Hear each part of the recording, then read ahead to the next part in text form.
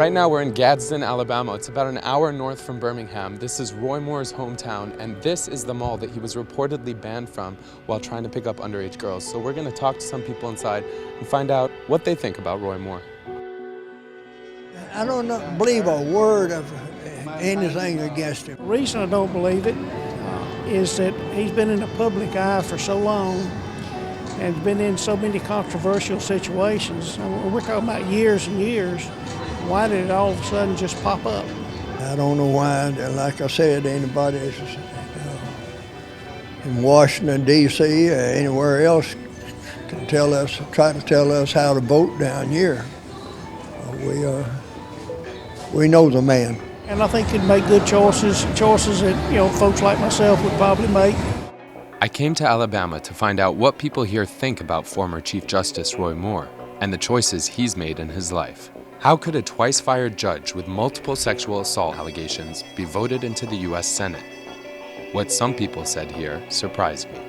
I'm a Democrat, but I would still vote for him. I stand behind what he does, and as far as Roy Moore goes, I stand behind his Christian beliefs and stuff like that, with my dad being a minister and all of that. It made sense that Roy Moore would get the benefit of the doubt in his hometown. You think that even though he has all these allegations against him, that he has a chance of winning? Yeah.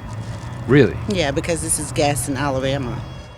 But in a year that's seen so many powerful men resign or be fired for sexual assault allegations, I wondered if people outside of Moore's hometown would be more inclined to believe the allegations. This is Woodstock, a town in Bibb County just outside of Birmingham, Alabama, America's fourth blackest city. But this county is 76% white, and in 2016, Trump won 77% of the vote here. If they wanted to do something, they should have done it before when he was running for things. And why after 40 years do you come forward? A lot of people say that women sometimes when they do get, assaulted or what have you, that it takes them years to get the courage to come forward. One of them had the interview on TV. There weren't no tears in her eyes. If it had, her mascara would have run. If they're not true, why would all these women be saying this now? Who do you think would be behind it? I think it's Doug Jones and the Democrats. But haven't the rumors been around for years, even when he was... Rumors are, those things exist always, Until you're convicted, you're innocent, Just because there are allegations made against you doesn't make you guilty. But with the allegations piling up, even some Republicans have lost faith in Moore. Usually, how do you vote? Usually, it's mainly Republican.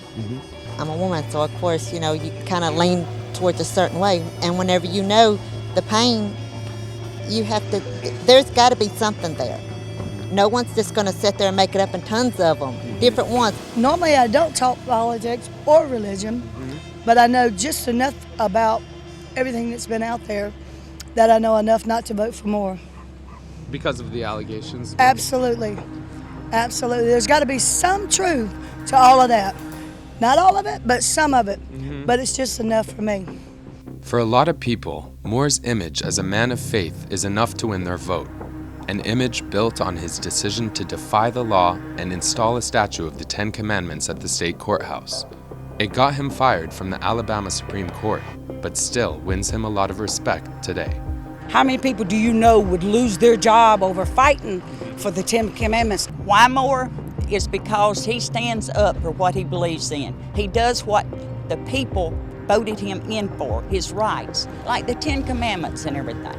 I think he's a good Christian man, and I take his word before I would the word of the people that's accused him. My Christian values are mine. Right. And that's for theirs, but it has nothing to do with running Alabama. Right.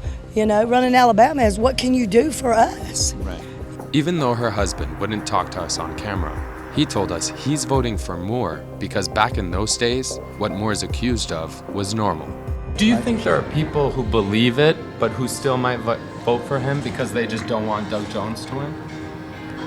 I don't know about that. I got to live with these people. Shouldn't what you do matter more than what you stand for? Whether he did it or whether he did not do it, I like what the man stands for. I understand. I like, and it's tough. It's tough. It's very tough. I don't want to judge him. What became clear to me is that a lot of Moore supporters felt that they had to vote for him because the stakes are too high and the alternative even worse. I don't want another Democrat in any power. I just feel like that we need to go the route that Trump's leading us.